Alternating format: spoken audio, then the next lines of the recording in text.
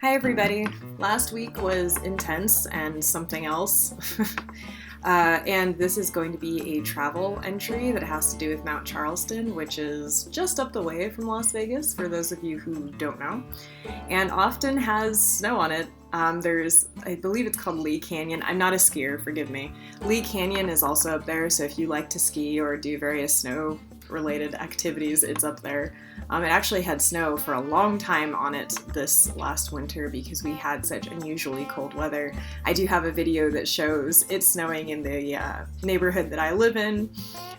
Earlier on my channel, earlier this year, I think it was like in February. It was very, very strange. It wasn't long after I had back surgery. I had to be like super careful out there in the slush. But yeah, Mount Charleston had snow on it for a long time, as did a lot of the mountains surrounding Vegas this last winter. I don't know if that'll happen again this year, but right now there's no snow. So while there is none, my family decided to go up there and have lunch at the Mount Charleston Lodge. It's been there since 1957, so 1 year after my dad was born. And it's really cool. Like, it's a very rustic, I love older architecture, and here in the States, we don't necessarily have what most people consider old architecture. So like, if you're from Europe, it's not old at all, right? But to us here in the United States, we're like, oh, that's older. Especially those of us in the West. I'd argue even people on the East Coast and the South and different things are like, that's not old. But here in Las Vegas, think about it, it hasn't been around. The city hasn't been around very long. And so something that's from the 40s or the 50s that's still standing is old and is very indicative of this region's settled culture. So yeah, it's pretty cool. I like it. It's a big, huge A-frame, and yeah, I was trying to estimate how high those ceilings were when I was inside the lodge itself, and yeah, I looked at their website. Their website has a lot of great information, and it's 20 feet. Those are 20-foot ceilings. So I had lunch there with my family. I had they call it Jean's turkey burger. It has like jalapenos and other like spicy things on it. I really loved it and needed that because it was kind of a day. And I'm one of those people who will eat jalapenos. If you just put one in front of me, I'll just eat it. So that was delicious. And then their salad was good. Everything that my parents had, my dad had fish and chips. He liked it.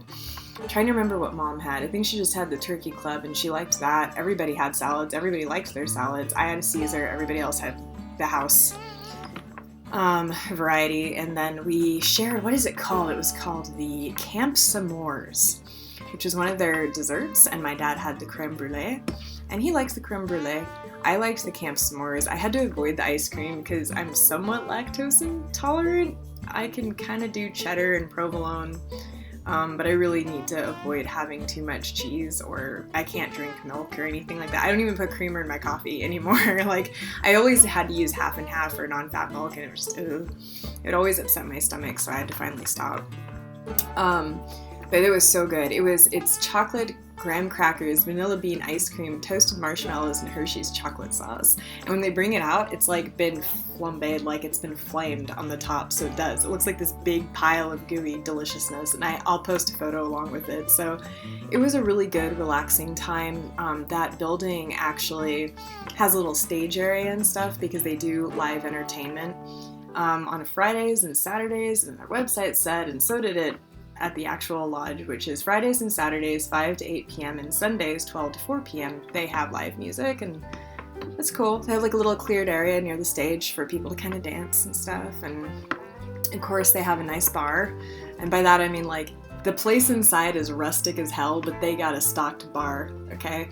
If you don't like rustic buildings, and by that I mean like retro old buildings, you might not like it. I loved it. They have this really cool old like stove / fireplace that's like the round kind that's in the middle of that entire area where people eat inside in the lodge and all that, and I can't imagine what it's like when there's snow on the ground, and that would be really cool. So I actually want to go back up there for the anniversary of my back surgery from last December and get a I call it a hot toddy, but I guess everybody calls it a hot buttered rum. I'm actually allergic to most rums. I get a rum rash, so I like doing that, except it's a hot buttered brandy. And be like, hey, I'll pay you extra. Can we sub brandy for rum because of allergies? and see if they'll do it or not. I'm sure they will, especially if I offer to pay extra. So I want to do that. I know it'll be really busy up there because by then there'll be snow and there'll be a bunch of people up at Lee Canyon skiing and different things, but it would be cool. It would be like, victory, I'm here. And yeah, that would be good.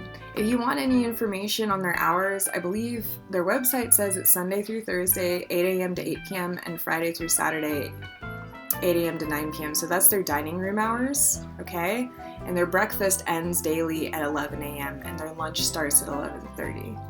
Okay? Again, all on their website, so go check it out. They apparently do have a few social media accounts too that's linked on there. So yeah, and it was a good breath of fresh air. They have a beautiful porch, and it overlooks different pines, and it's just so nice. And I think they're ponderosa, and just good. It was good. It was good to be able to stand out there and just look and be like, nature. Except for the bougie people who are building like huge lodges across the way, and I'm kind of like, how are you doing this if this land is somewhat owned by the government? Whatever. Maybe I'm wrong about the zoning, who knows. Anyway, it was still beautiful. I saw some hummingbirds. They have like nectar hummingbird feeders all the way around the lodge, which has like windows almost all the way around except for one wall where the bar is that side. And so you get really, really cool views in that place. It's gorgeous. And so I kept seeing hummingbirds come up when I was sitting there, and it was lovely. And then right where we were was like right outside. They have two decks. They're both covered. One of them, no dogs. The other one is actually, I think it's I don't know if it's in memoriam for a dog, but it's dedicated to dogs. So you can bring your well-behaved, dog, I love dogs, but a well-behaved dog up there, and they have like, little water bowls and other stuff for them. They can actually have a meal, you have your dog, and it's all good. I don't know if they have dog food for them, but I do know that you're allowed to bring your dog with you if you want to dine. You just need to be out there. Unless, of course, it's a service dog. That's different. They can be wherever they need to be because they're a working dog. And friendly reminder, don't distract working dogs and don't walk up to them and pet them as if they're like not in the middle of doing a job. Please? Okay, thanks, bye. Anyway, it was just a really good time. They had also like cornhole where you toss the beanbags, and I call them beanbags. They're little things in the holes and stuff like that, and just like giant Jenga sitting there for people to mess with. And that's all outside on the porch too, because there's like a porch, this area where you can walk and just kind of look. It's panoramic and beautiful, and then the dog porch, okay? So it's just nice. And right nearby, same parking lot, across the parking lot, they have cabins that you can get and things like that. I have no idea how much those run, but it's just really cute. It's adorable. It's so adorable. So yeah, if you're looking for like a slice of history here outside Las Vegas, Mount Charleston Lodge, and their cabins would be one of the ways to go, I think. It's definitely a unique thing because it is old and it's still here. And here in the West, that's a lot of times things can get abandoned. So, of course it wouldn't there because it's just too beautiful. But again, like I said, the West is different when it comes to how old things are, and especially here in Vegas, where Vegas itself has a relatively recent history compared to a lot of other cities. So yeah, that being said, my dad hadn't been there since he was a very small child. Throwing snowballs and with his dad, so my grandpa and his uncle. So it was really neat for him because it was like, I'm coming back here and I'm an adult and I can get the things, yay! And he was there with his family, and it was really cool. That was a nice little bit of history. Like, my grandpa literally, if you've ever been to Las Vegas and you've been to the Arts District, my grandpa literally worked in one of those auto garages that's around the corner from Makers Finders Coffee downtown. Yeah.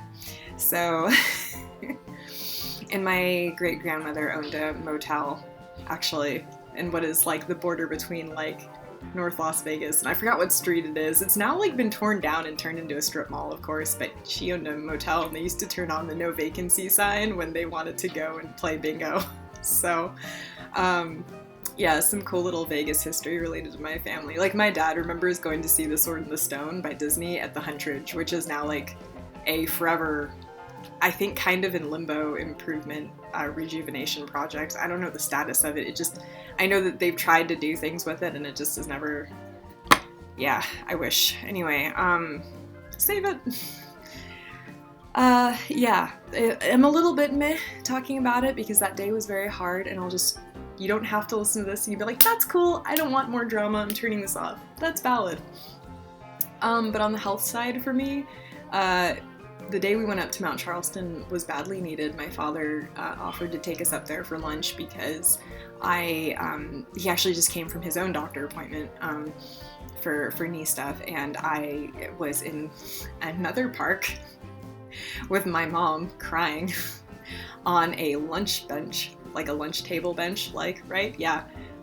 Because I had just come from my doctor appointment with my orthopedic surgeon, and I love my orthopedic surgeon, and I love the practice. The people there are really wonderful, and if I have to deal with that, I'm glad it's with them. But it was one of those things where it's really good news, and the good news is the spinal fusion from last December, which is my second one, okay, which was tiny compared to the first one I got, which when I was 12, okay, which is most of the spine, lots of metal, spine, sucks, scoliosis, all you need to know. And this time they're fixing L5, which is like a little disc in the lumbar and the lower back, because they're like, you can't do disc replacement surgery, you're too young, so we're going to do what we can to try and prop up this disintegrating disc that you have on this one side using spinal fusion. And they did. And spinal fusion is working, and in very non-technical terms, I'll just say it looks good. You know, the bone's fused with the metal, and it's a complete fusion already, and it hasn't even been a full year. So that is awesome, right? The sad news is the last 6 months, now it's been over 6 months, I continue to have nerve ending issues, okay? Like buzzing, the storms in my legs, electrical stuff, that kind of feeling. If you've never had any nerve ending issues, it's really hard to describe, and sometimes it can be painful. It used to be painful a hell of a lot more often before I had surgery. And I'm still losing my balance sometimes. And then other times my left leg will want to go out on me. And that's been shitty. So yeah, because you don't want to be out somewhere and suddenly be like, hey, so flop.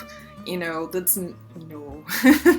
So I finally told them about that because it's been over 6 months, and I was hoping that maybe it was part of the healing process, and it just was that things weren't fully healed yet. But now I know the fusion's complete, and I'm like, so I finally told them.